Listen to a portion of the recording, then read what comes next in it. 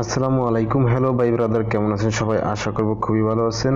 তো আজকে আমরা দেখব কিছু সমস্যার সমাধান। আমরা যারা কম্পিউটার ব্যবহার করি তাদের একটি কমন সমস্যা হঠাৎ করে বন্ধ হয়ে যায়। তখন আমরা হতাশাগ্রস্ত হয়ে যেটা করি, আমরা সার্ভিসিং সেন্টারে নিয়ে যাই। আমরা যদি এই ছোট্ট কিছু সমস্যার সমাধান নিজে জানি তাহলে নিজে নিজে বাসায় বসে সেই সমস্যাটা সমাধান করতে পারি। ছোট ছোট কিছু সমস্যা না জানার ফলে আমরা সার্ভিসিং সেন্টারে গিয়ে যখন মেকারের হাতে দিই, আর সেই মেকারটা যদি হয় বেকার, তাহলে সে যেটা করে ছোট একটা সমস্যাকে বড় একটা ইস্যু দেখিয়ে সেখান থেকে মোটা অঙ্কের একটা টাকা দাবি করে। যাই হোক, সেটা একটি অবৈধ লাইনের কথা, আমরা পথে নাই গেলাম। তবে আমরা চাচ্ছি যে কমন কিছু বিষয় আমরা কম্পিউটার সম্পর্কে জানবো, তাহলে আমরা কম্পিউটারকে নির্দ্বিধায় আমরা নিজেরাই এর সার্ভিসিংটা করে ফেলতে পারবো। প্রথমত হচ্ছে কম্পিউটারটা বন্ধ হয়ে যাওয়ার কারণ কুলিং ফ্যান, প্রসেসর, মাদারবোর্ড নিয়ে। আর কম্পিউটারের মধ্যে দেখবেন যে এরকম একটি প্যানেল রয়েছে, অর্থাৎ মাদারবোর্ডে এরকম একটা আইসি রয়েছে, আর আইসির উপরে একটা প্যানেল থাকে। তো এটা গরম হয়ে নিচের দিকে নেমে যায়, গাম দিয়ে লাগানো থাকে। তো এটা দেখা যায় যখন মাদারবোর্ডটা বেশি গরম হয়ে যায় তখন এটা নিচের দিকে নামতে থাকে। তো মাদারবোর্ডটা কেন বেশি গরম হয়, এর কারণটা কি? কারণ হচ্ছে আমরা যারা ছোট মানের কম্পিউটার ব্যবহার করি, মাদারবোর্ডটা খুবই কম দামি, প্রসেসরটাও খুবই কম দামি, কিন্তু কাজ করি যখন সে কাজটা খুব ভারী কাজ হয়, বা বেশিক্ষণ ধরে অনলাইনে আমরা নাটক সিনেমা দেখি। যাই হোক, নাটক সিনেমা নাই দেখলাম, যদি আমরা বেশিক্ষণ অনলাইনে থাকি, অর্থাৎ যদি চাপটা বেশি পড়ে যায় স্বল্প মানের কম্পিউটারের উপর, তাহলে কিন্তু এই জিনিসটা ঘটে থাকে। আর এটা ঘটতে ঘটতে একটা সময় দেখা যায় এই আইসিটা নষ্ট হয়ে যায়। তখন কিন্তু আমাদের এরকম সমস্যা হতে কম্পিউটারটা হঠাৎ করে বন্ধ হয়, আবার একটু চালালেন, আবার কিছুক্ষণ চলার পর আবার বন্ধ হয়ে যায়। এক সময় দেখা যায় যে একবার ওপেনই হয় না। তখন আমাদের কানের মধ্যে পানি যায়, তখন আমরা সার্ভিসিং সেন্টারে নিয়ে যাই। তখন দেখা যাচ্ছে যে অনেক সময় এটা দাঁড়া করানো অসম্ভব হয়ে যায়। আবার দেখা যায় যে পরবর্তীতে মাদারবোর্ডটাই নতুন করে আবার লাগানো লাগতে পারে। মাদারবোর্ডটা বেশি পরিমাণ গরম হয়ে যায়, পিঠ দেওয়ালে ঠেকে গেছে, আপনার এই কম্পিউটার দিয়ে আপনার বাড়ির কাজ করতে হবে। তাহলে যেটা করবেন, আপনি এক্সট্রা 200-400 টাকা খরচ করে আরও দুটা বা একটা ফ্যান কিনে নেবেন। ফ্যান কিনে দেখবেন যে আপনার কম্পিউটারের পিছনে বা সাইডে ফ্যান লাগানোর মতো জায়গা থাকবে, একাধিক ফ্যান লাগাতে পারবেন। তো সেগুলো লাগিয়ে মাদারবোর্ডটাকে ঠান্ডা রাখার একটা প্রসেসটা আপনি করতে পারেন। যাই হোক, এরপর হচ্ছে যে আমাদের কম্পিউটারটা বন্ধ হয়ে যাওয়ার মূল যে কারণ বিভিন্ন রকম হতে পারে। এখানে র্যামেরও প্রবলেম হতে পারে, এখানে পাওয়ার সাপ্লাইয়েরও প্রবলেম হতে পারে, কিন্তু হঠাৎ করে বন্ধ হয়ে যাওয়ার মেন যে কারণটা সেটি হচ্ছে কুলিং ফ্যান। তো আমরা দীর্ঘদিন যখন আমাদের কম্পিউটারটি আমরা রান করি, তো চালাতে চালাতে একটা সময় দেখা যায় এই যে কুলিং ফ্যানটা, মানে আমরা হয়তো বা এটা সম্পর্কে ততটা বুঝি না, অর্থাৎ সিপিইউটা কিভাবে খুলবো সেটাও বুঝি না, তখন আমরা এটা খুলিও না, এটা দেখিও না। কিন্তু এই ফ্যানটা ঘুরতে ঘুরতে একটা সময় এই ফ্যানের মধ্যে এতটা পরিমাণ ময়লা জড়ট হয় যে এই ফ্যানটা ঘুরলে বাতাস হয় না। আমরা যারা সিলিং ফ্যান ব্যবহার করি তারা দেখবেন সিলিং ফ্যানে যখন ময়লা বেজে যায় তখন কিন্তু এটা নতুন অবস্থায় যেরকম বাতাসটা দিত সেভাবে কিন্তু দিচ্ছে না। তো ঠিক তেমনি এই কুলিং ফ্যানটা প্রসেসরটাকে এতটাই ময়লা ভেজে গেছে যে ও আর ঠান্ডা করতে পারতেছে না প্রসেসরটাকে।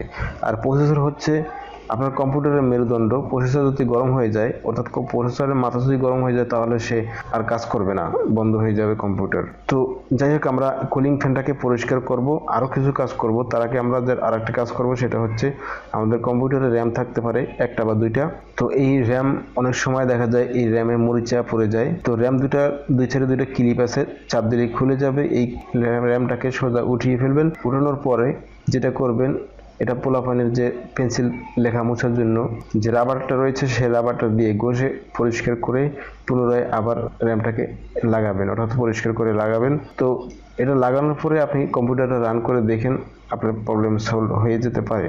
যদি প্রবলেমটা সলভ না হলো, তাহলে তারপর যেটা করবেন, এই যে কুলিং ফ্যানটা দেখতে পাচ্ছেন, এই কুলিং ফ্যানটাকে পরিষ্কার করবেন। হয়তোবা এটা আপনি লাগানো অবস্থায় কিছুটা পরিষ্কার করতে পারবেন, কিন্তু পুরোপুরি পরিষ্কার করতে পারবেন না। সেই জন্য যেটা করবেন, এই কুলিং ফ্যানের 4টা লক রয়েছে, এই লকটা আপনি এখান থেকে একটু মোড় দিয়ে উপরের দিকে টান দিলে লকটা খুলে যাবে।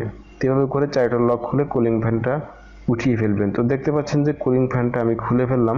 এরপরে আপনি কুলিং ফ্যানটাকে সুন্দর করে ব্রাশ দিয়ে যেভাবে আপনার সুবিধা হয় সেভাবে করে পরিষ্কার করে নেবেন। পরিষ্কার করলে এটা আবার পুনরায় বাতাসটা সুন্দরভাবে দিবে। তো এই লকগুলি অনেক সময় আটকাতে আপনার ঝামেলা হতে পারে, কিভাবে আটকাবে বা কিভাবে খুলবে এটা আপনি একটু ভালো করে খেয়াল করে নিন। লকগুলি যদি আপনি ভেঙে ফেলেন বা নষ্ট করে ফেলেন, তাহলে কিন্তু এই ফ্যানটা অকেজ হয়ে যাবে। তো তারপর হচ্ছে যে প্রসেসরটা আপনি চাইলে একটু পরিষ্কার করতে পারেন, কারণ দীর্ঘদিন ব্যবহারের ফলে এটার আশেপাশে ময়লা এতটাই জড়ো হয়ে যায়, সেক্ষেত্রে প্রবলেম করতে পারে। প্রসেসর এবং এই কুলিং ফ্যানের মাঝ বরাবর একটি থার্মাম পেস্ট থাকে। তো এই পেস্টটা দেখা যায় সহজে শুকায় না, তবে দীর্ঘদিন ব্যবহারের ফলে এটা শুকিয়ে যেতে পারে। এটার কাজ হচ্ছে এই প্রসেসরের সাথে এবং কুলিং ফ্যানের সাথে একটা পেস্টের অ্যাডজাস্ট হয়, যার কারণে যখন সে বাতাস দেয় কুলিং ফ্যানে তখন প্রসেসরটা ওই পেস্টের মাধ্যমে ঠান্ডা হয়ে থাকে।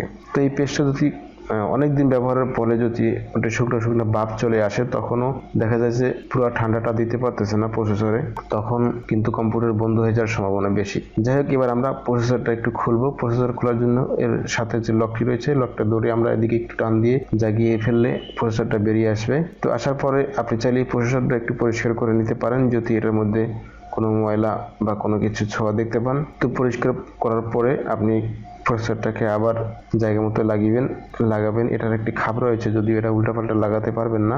তো এই খাপ অনুযায়ী আপনি সুন্দরভাবে প্রসেসরটা লাগিয়ে দিলেন। একবার যদি আপনি প্রসেসরটা খুলেন বা কুলিং ফ্যানটা খুলেন, তাহলে কিন্তু আপনাকে থার্মাল পেস্টটা নতুন করে লাগাতে হবে, কারণ সে পুরানো থার্মাল পেস্টে কাজ হবে না। আবার এখানে কেউ ভুল করে দাঁত মাজা পেস্ট লাগিয়ে দিয়েন না। বাজার থেকে একটি থার্মাল পেস্ট কিনে নিয়েন। পেস্টটির দাম হবে 50 টাকা বা 60 টাকা, এক একজনের কাছে এক এক রকম নিতে পারে। যাই হোক, আমার কাছ থেকে 50 টাকা নিয়েছিল। পেস্টটি দেখতে এরকম। তো এই পেস্টটিকে যেটা করবেন, এই কুলিং ফ্যান এবং প্রসেসরের মাঝ বরাবর লাগাই দিবেন। দেওয়ার পরে সুন্দরভাবে কুলিং ফ্যানটাকে আবার সেট করে দিবেন। লকগুলি কীভাবে আটকাতে হয় সেটা ভালো করে দেখে নেবেন। তো এটা করার পরে আপনি পাওয়ার সাপ্লাইয়ের মধ্যে একটা ফ্যান দেখতে পাবেন। তো পাওয়ার সাপ্লাইয়ের মধ্যেও ঠান্ডা করার মতো যন্ত্রপাতি রয়েছে, সুতরাং সেই ফ্যানটাতেও কিন্তু অনেক সময় ময়লা বেজে যায়। তো সেই ময়লাগুলো একটু পরিষ্কার করে দিবেন, তাহলে পাওয়ার সাপ্লাইটা খুব সুন্দরভাবে দিবে। এভাবে করে পরিষ্কার পরিচ্ছন্ন রাখবেন কম্পিউটারটা, এবং পাওয়ার সাপ্লাই যে কানেকশনটি আছে সেই কানেকশনটি দেখে নেবেন যে কানেকশনটি ফুলফিল পাচ্ছে কিনা। তো এরপরে যখন এই সব কিছু করার পরে আপনি কম্পিউটারটা রান করে দেখেন, আশা করি আপনার 100% আপনার কম্পিউটারটি বন্ধ হবে না। আশা করি আপনার প্রবলেম সলভ। যদি ভিডিওটি ভালো লাগে লাইক কমেন্ট শেয়ার করবেন, আর চ্যানেলটাকে সাবস্ক্রাইব করতে একদমই ভুলবেন না। সেই প্রত্যাশায় বিদায় নিচ্ছি। আল্লাহ হাফেজ।